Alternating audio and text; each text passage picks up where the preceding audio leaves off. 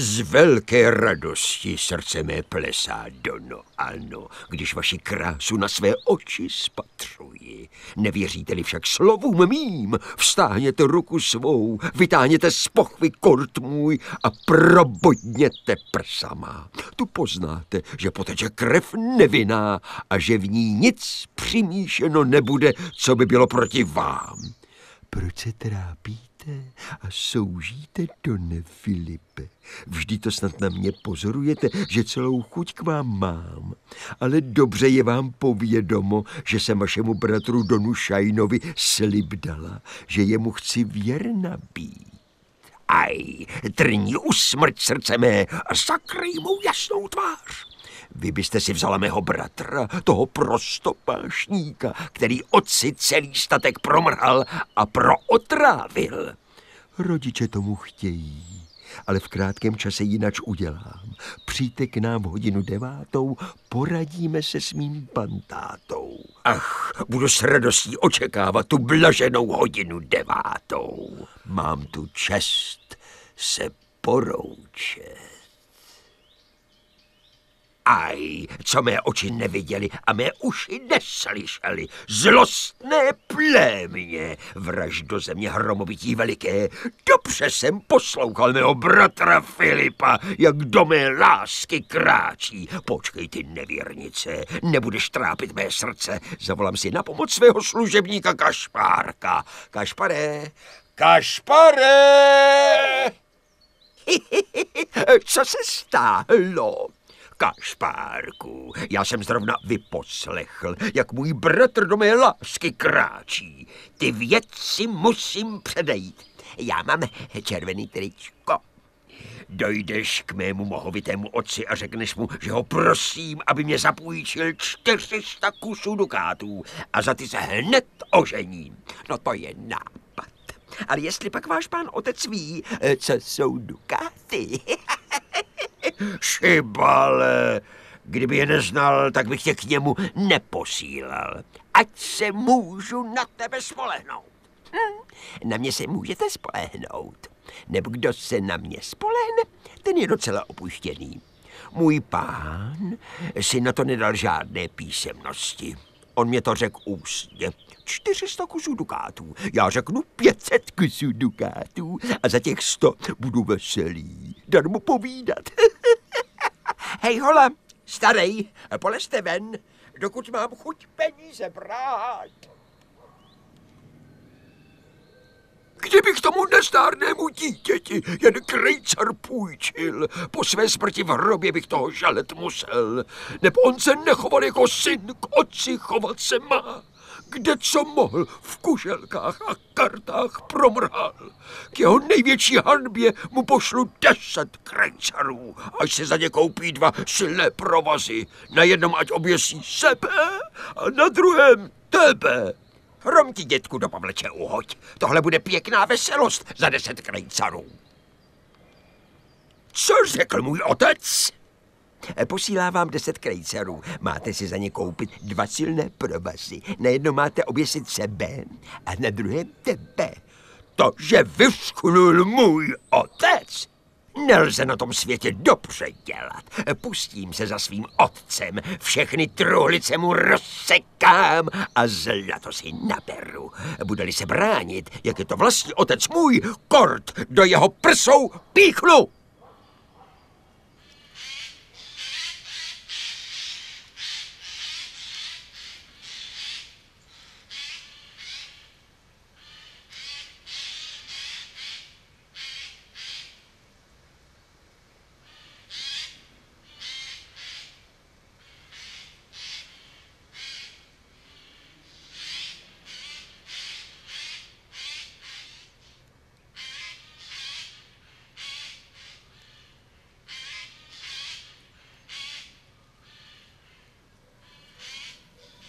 Bravo! Co jsem chtěl, to jsem dokázal. Vrazil jsem na svého otce. Uchopil jsem ho vzadu za límec, osem s ním mlátil a jeho šediny z hlavy vytrhal. Všechny truhlice jsem mu rozsekal a peněz si nabral.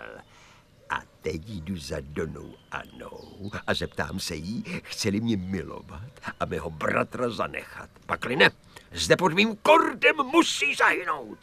Ale musím svůj hlas proměnit na hlas svého bratra Filipa. Dono Ano, vyjděte ven. Je tady Don Filip, kterého jste objednala na 9:01. Počkej, ty falešné srdce, jen mi vyjdi v cestu. Donežajne, co to děláš? Že mé dítě na jím kordem honíš? Stůj, starý histrione, tu máš. Takhle obrovským ostrým kordem si mě probodnul. Umírám!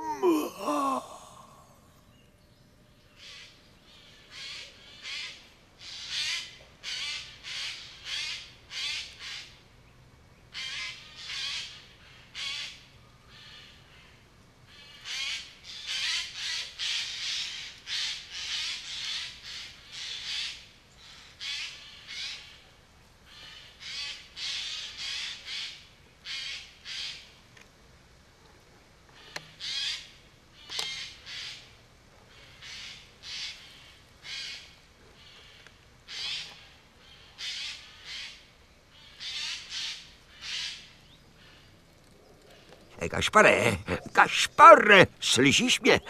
Já jsem svého otce a starého Avenéza zavraždil a teď jsem se zde ukryl, neb po celém městě je schon po nás dvou. Z bubny a holemi nás hledají a kde nás napadnou, na jednom provaze viset budeme. Avšak tomu neštěstí můžeme ujít. Odebereme se do pustých lesů a tam budeme hrdinské skutky provádět. Být, vraždit na potkání budeme, jen kdo nám padne do rukou. Tak pojď, pojď! Praxe kolente, můj pán mě zná, že jsem dokonalý a silný chlap, neb já, jak popadnu kámen a praštím do okna, hned je rozbiju. Pojďte, pane, já budu být a vraždit.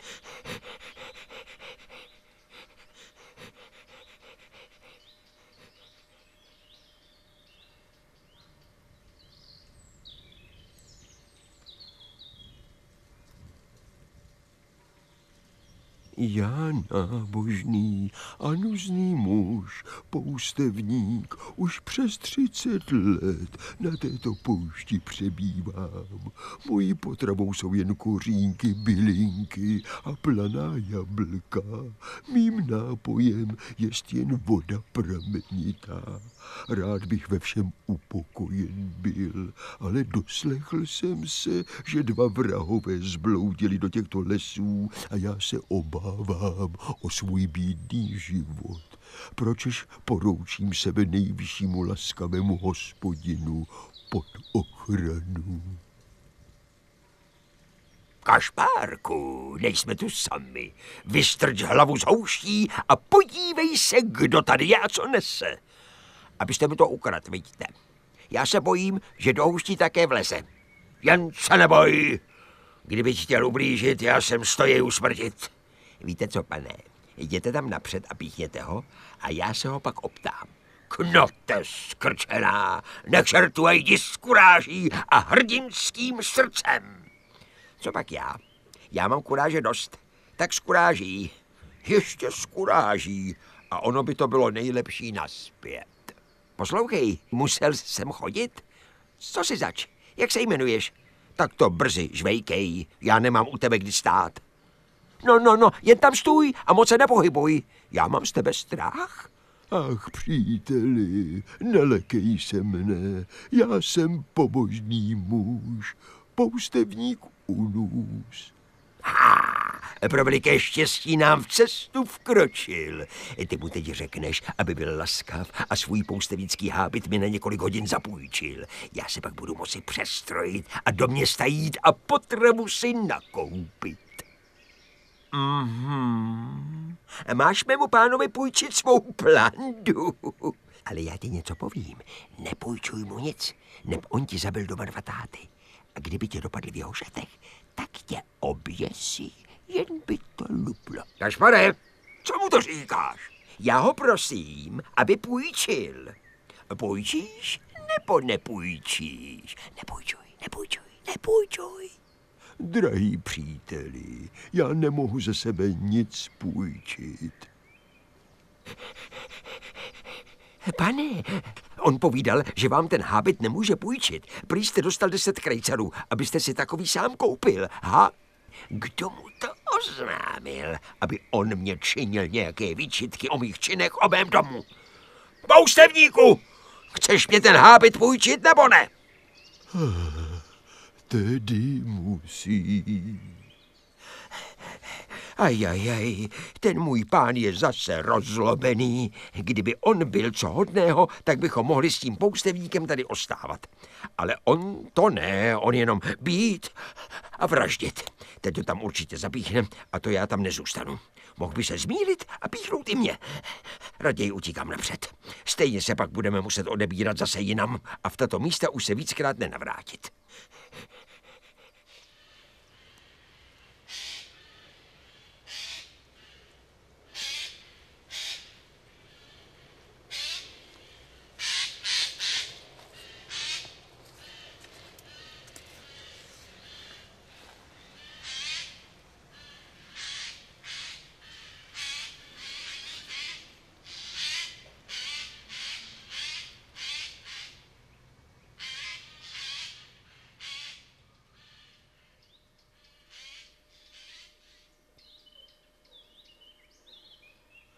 Kašpárku, já jsem po té cestě velice unaven. Jdi někam do hostince a pozdři večeři svou. Já si zde chvilku zdřímnu.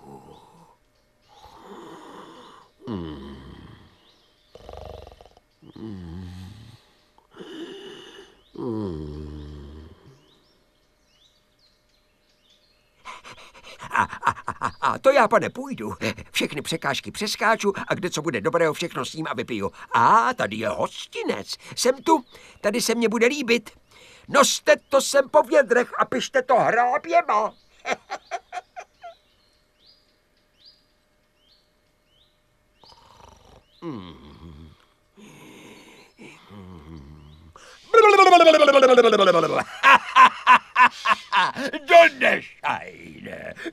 Donešajne. Již jsem pro tebe přišel. Peklo je připraveno.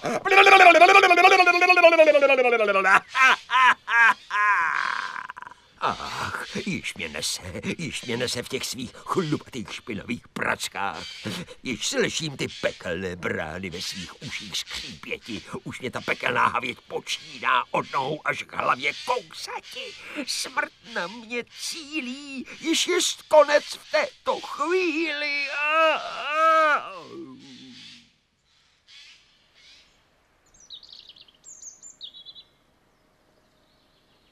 I ty prach, čerte čertovská, já mám u svého pána 7letou službu. Kdo pak mě ji zaplatí?